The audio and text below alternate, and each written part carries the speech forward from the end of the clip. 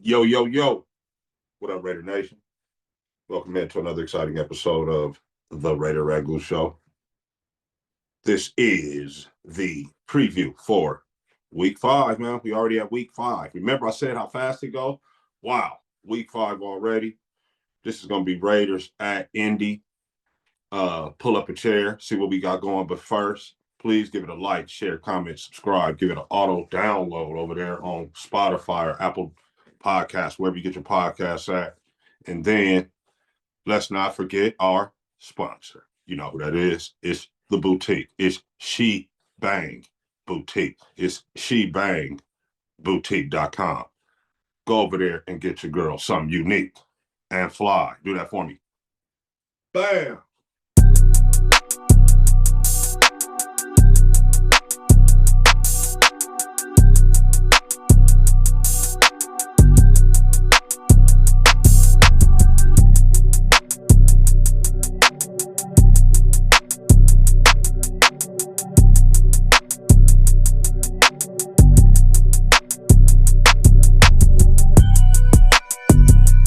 Word is bond, Raiders. Yeah, back here at the Raider Nation news desk, burning the midnight oil. Sorry for the late post or the late posting, I should say, of this podcast episode, but I had a lot going on this week. Had to work an extra day. It's wifey birthday today. Got another grandbaby on the way as well. The baby shower tomorrow. So a lot going on, but here we go. We are at the Colts. Raiders at Colts tomorrow. No, not tomorrow, but 2 days from now. It's going to be Saturday. This is Friday. At Indy Lucas Oil Stadium. It's a 10 o'clock game for Raiders. First of all, as many of you know, Colton Miller, the Raiders starting left tackle, is on injured reserve, which means he's going to miss at least 3 games. I'm sorry, at least 4 weeks straight. The week when he comes back is against the Chargers on a Thursday night, which is one of those weeks where they're not going to hit. So even if he's healthy, I doubt if he comes back on that day. So we're looking at 5-6 weeks for Colton. And that's like maybe, you know what I'm saying? There's no guarantee. But okay, let's run through it besides him. We have Bowers, Brennan Jackson, Michael Mayer, Justin Shorter with an illness, DeCamion Richardson, Eric Stokes, Maxx Crosby with a knee. We didn't even know Maxx had a knee problem. But all of those guys were limited with the exception of DeCamion being a full participant. Now check that. Justin Shorter was full as well today, as well as Maxx. So all these guys look good to go. Perhaps Brendan Jackson will not play. Brock Bowers is carrying a questionable, as well as Michael Mayer into the game. They're carrying a questionable along with Eric Stokes. Eric Stokes was limited all week, even today. So with DCAM being a full and Eric being limited, it's going to be interesting to see who starts right there. Do you get a limited Eric to start over a full DCAM would be the question there. Over on the other side, on the injured list was DeForest Buckner, Sampson, Ebukan, Zaire Franklin, the tackling machine, Matt Goncalves. They got quite a few dudes. Tyler Goodson, Tyquan Lewis, Kenny Moore the second. Kenny Moore is out. He's out. He got Achilles. He's out. Michael Pittman was limited. Anyway, Travarius Ward, not injury related, rest, did not practice. These guys got a ton of guys on the injury list. I don't know who. The only guy that didn't practice was DeForest Buckner, and it says not injury related, rest. So he just get to just chill. Tyler Goodson, the running back, didn't practice today. Already said Kenny Moore. Alec Pierce didn't practice. Alec Pierce is not playing. He's out. He had a concussion. That's one less weapon to worry about. And he was a weapon to worry about. Everybody else, Daniel Scott, Braden Smith, but it's not injury related. Daniel Scott is a safety, and he's not playing. And Travarius Ward was not injury related rest, and he didn't practice today either. But I guess he's playing. Only one is out is the dude Daniel Scott, Kenny Moore, Alec Pierce, Tyler Goodson. Those guys are all out. Tyquan Lewis carrying a questionable, well, with an oblique. Anyway, okay, they have. That's the injury report. The Indianapolis Colts have a decent set of weapons over there, man. In scouting the ball game just now, the past few days, they have a solid group of contributors, man. Of course, it all begins with Jonathan Taylor and the threat that he is, right? And then, they got the rookie, Tyler Warren. He reminds me a lot of Bowers last year. He looks like Brock Bowers from last season, the way that he's playing right now to start the season off. He's been every bit the first round pick. He's been every bit of as advertised.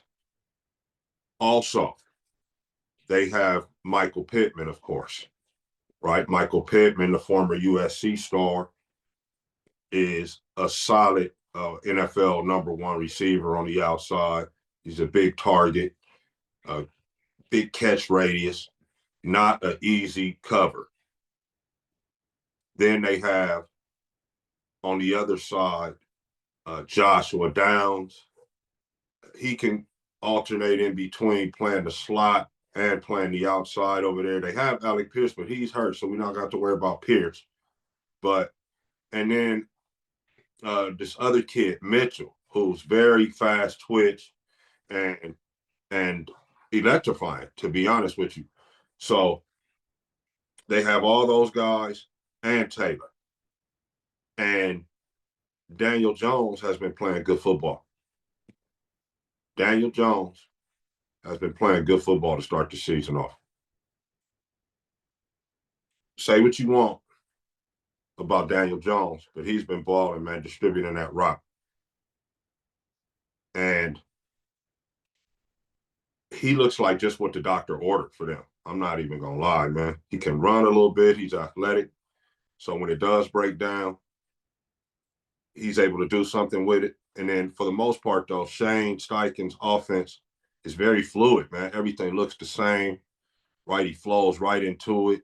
He's got almost like the dummy reads already broken into it, right? Already broken down into it because, Shane is telling him, bam, when you come out of this fake right here, you want to be eyes on here. If that's covered, go eyes here. If not, run the ball. It's very simple. Then a lot of the time you turn it around, handing the ball to Jonathan Taylor. Right now, he's #1 in every category for running backs in the National Football League. He is the premier back in the National Football League as we speak. He's #1 in every category from, you name it, touchdowns, attempts, yards per carry. He's the guy. And this is what we're up against. So they have a tremendous amount of weapons. In scouting this ball club, just looking at the game, raw, pause, this is the best game, the best team that the Raiders will play thus far. This is the best team that the Raiders are going to have played once this game is over on Sunday. Yeah. I know they didn't go to the playoffs and the Chargers did, but I'm telling you, this team's better than the Charger team that I saw, and I was just watching it. That's the weapons that they have.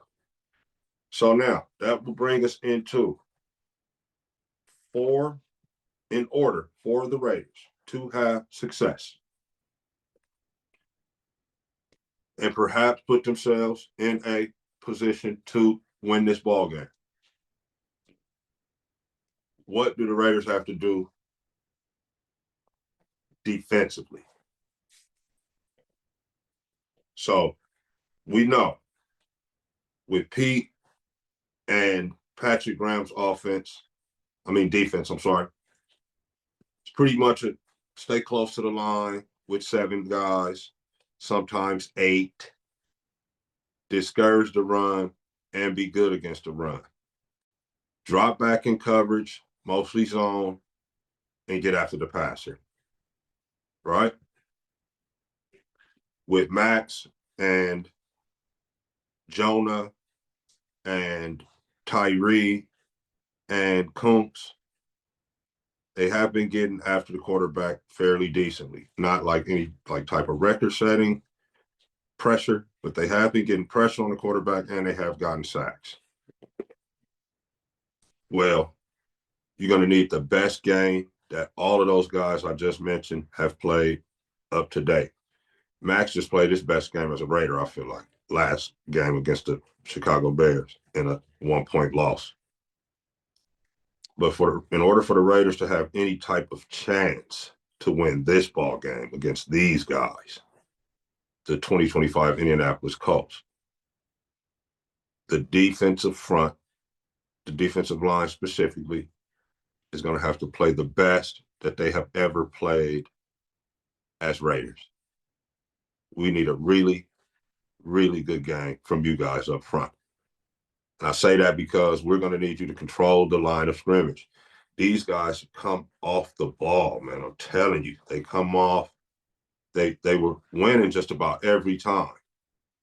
Luckily, the Rams beat them because the guy Mitchell, who I was talking about, had a bonehead mistake where he dropped the ball going into the end zone and fumbled it out of the end zone for a touchback. And the Rams got the ball and scored, and then they weren't able to catch him. But they were about to go up 2 scores on the Rams at that point.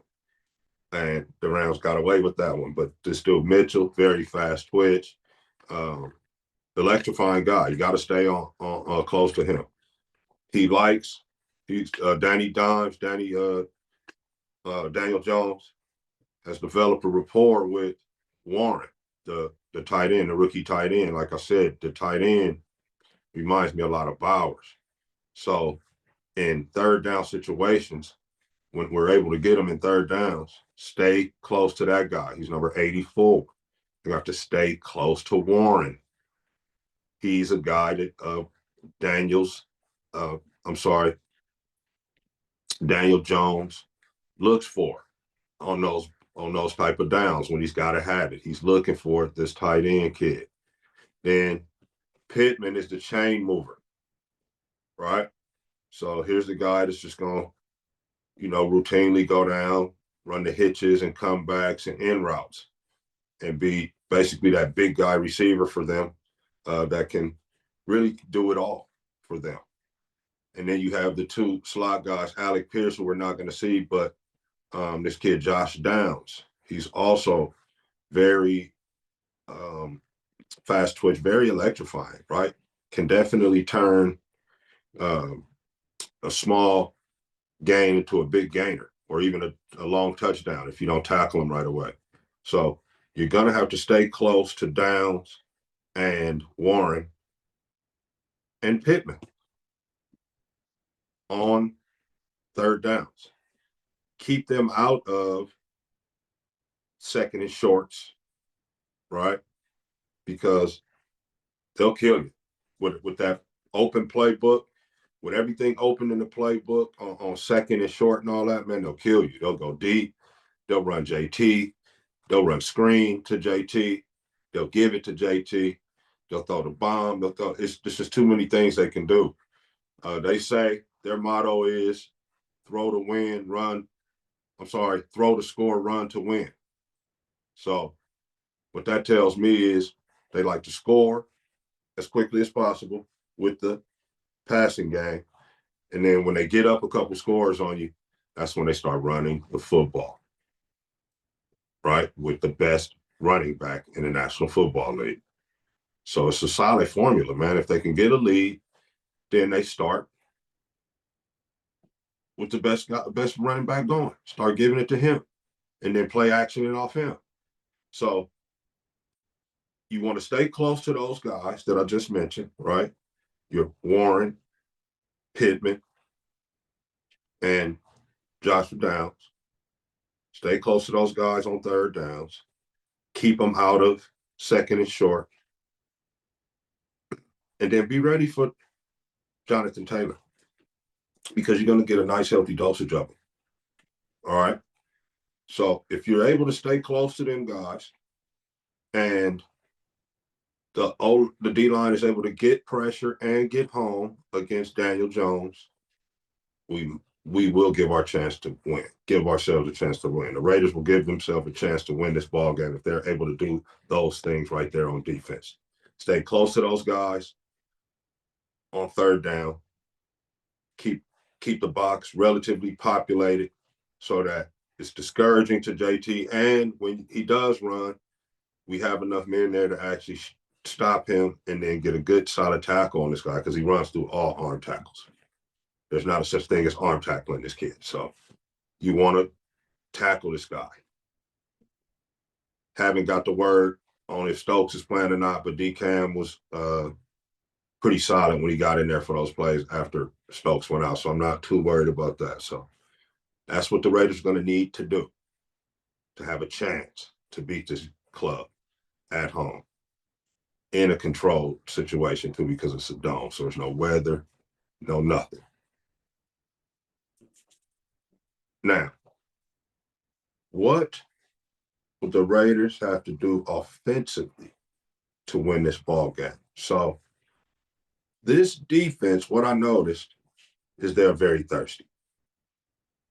They have hats on ball, hats to the rock every play. You got 2, 3, 4 guys bringing guys down or right around the play, ready to tackle guys. Okay. What scares me about them this week is their first-round draft pick, Latu from UCLA. I believe that's the kid. As you know, we are down Colton Miller. We have the guy Stone Forsythe is starting, although I think we should give the rookie Charles Grant a chance, just to, let him get his feet wet, man, see if he can do it, man. You never know. It could be a star is born type situation. But anyway, we going with Forsythe. Forsythe doesn't have a lot of footage that I was able to pull up to see him play, but he just doesn't seem like very good offensive tackle. Offensive tackles are usually not available off the street like that. And when they are, it's usually a reason. And the reason is because they aren't that good. So that is a concern. Now, the games I was watching, they was putting Latu, he plays a side that Maxx plays. Well, any coach that is worth their weight in salt is going to flip him over to this guy, Forsythe, and see what he's got. So I expect their best pass rusher, Latu, to be over on the offensive left side where Colton Miller would be, where Forsythe is about to be, and you'll have this guy 97 rushing the passer from over there. They're going to have to chip this guy. They're going to have to run some wings over there so to make his path to the quarterback faster, plus chip him. They're going to have to do a few things to help out this guy, Forsythe, because, I just haven't seen him play, man. I haven't seen a lot of footage of him because there's not a lot of footage of him. He was there with Pete in Seattle for a little while.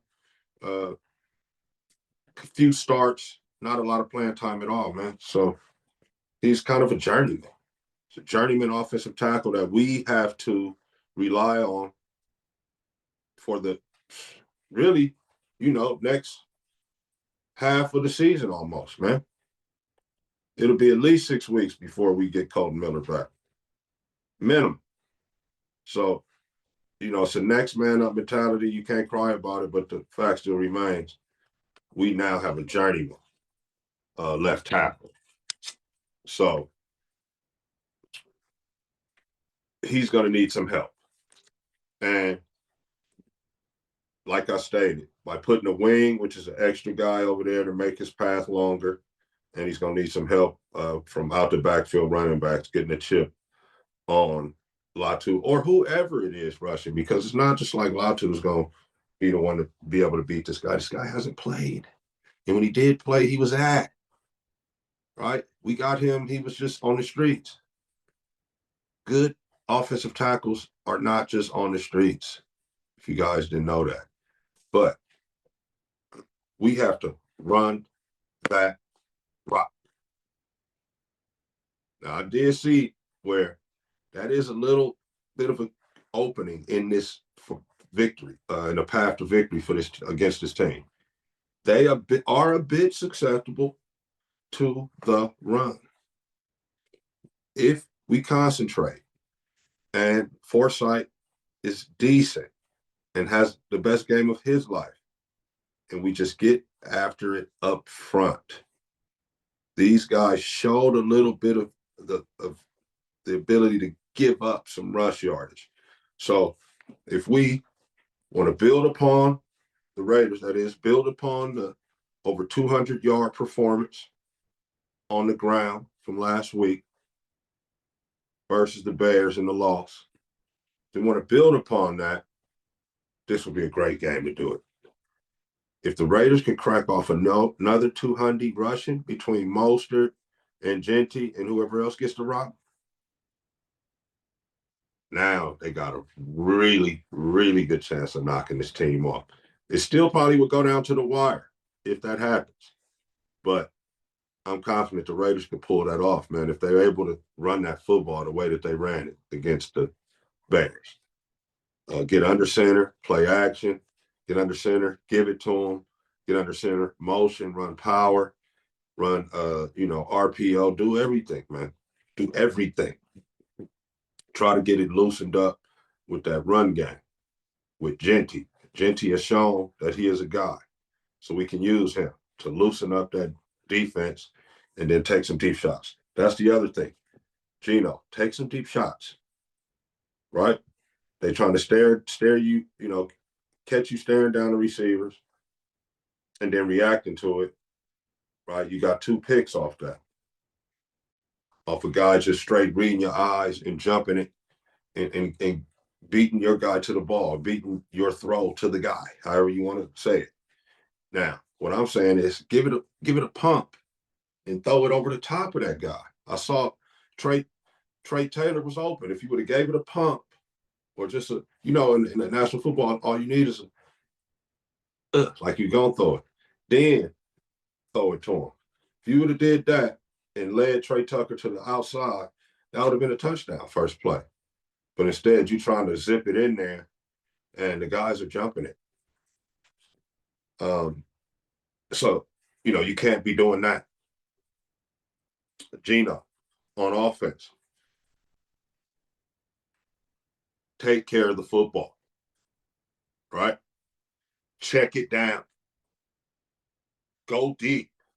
The intermediate stuff, they're jumping it. Take care of the football, Gino.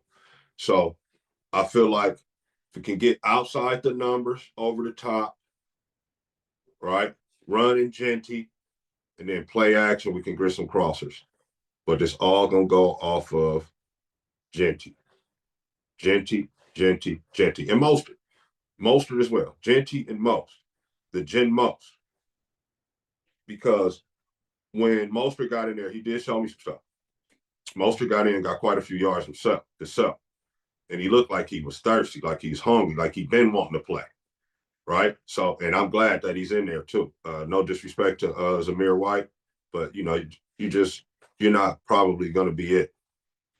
I know you're probably a nice guy and all that. You're probably just not it. You see how when Mostert got in there, it just looks different, man. Even on the kickoff, it just looks different. Mostert got in and was doing so well. Genty had to hurry back up and come back. I saw that. I saw you, Genty. You like, hey, yeah, come on, man, I'm good. But before you went out on your own. But you saw Mostert got in there and got the cooking. He was like, hold on, man, let me make go secure my job, bro. Because I have been not getting yards or whatever. And this guy's getting in and just hitting it right away. And they looking at me like, why you wasn't doing that? You know what I'm saying? Why you couldn't just do that? So Genty was a little nervous. He got back in there, but it's the competition. It's just going to breed, iron sharpens iron. Mostert is going to make Genty go harder and vice versa. And who's going to benefit? The Raider fans, right? The Raider ball club, because these guys are competing silently. So we need to run the football against these guys. Geno, take care of the football. Don't squeeze into the tight windows. Go up top. All right. So that's what I feel like the Raiders got to do on offense. Now, with all of that done, and also what I said on defense, them doing that for the most part, against this team, from what I can tell, that still doesn't secure a victory for sure. Like some teams, if we do A, B, and C, don't turn the ball over, we're going to win that game. And you can confidently say it. However, with these guys, everything I said is going to give us a chance to have the opportunity to go for the win at the end of the ball game. But these guys are tough. This is the best team we've played so far. Shout out to Shane Steichen and the crew. He's really got the guys playing. And, I don't know, man. This is a tough one. If the Raiders do everything right, they could sneak out of Lucas Oil Stadium with a victory. However, just being realistic, and please feel free to prove me wrong, Raiders. This is going to be a tough one to get done, man. 10 o'clock game on the biological clock. It's going to be tough to beat these Colts, man, in Indy with the way they're playing right now. But, hey, it's the National Football League. You never know. Raiders might come in there like whoop-de-doo and dominate these guys. But keeping it 1,000, wow, the way both teams have looked these first 4 games of the year, it looks like Indy is closer to where the Raiders want to be than where the Raiders are right now. And it's going to be tough to beat these guys. So, but with all that said, the Raiders do their absolute best. I can see them beating this team 28-26. They have to do their absolute best. It can go 28-26 Raiders. Feed Genty early and often, play action off that, and D up, staying close to Pittman and Downs and Tyler Warren on those money downs. And then, man, tackle JT to the best of your abilities, man. My prediction, 28-26 Raiders. Forever the optimist, right? You know how I am, man. That's all I got for you right now. I'll see you on the recap. Just win, baby. Peace.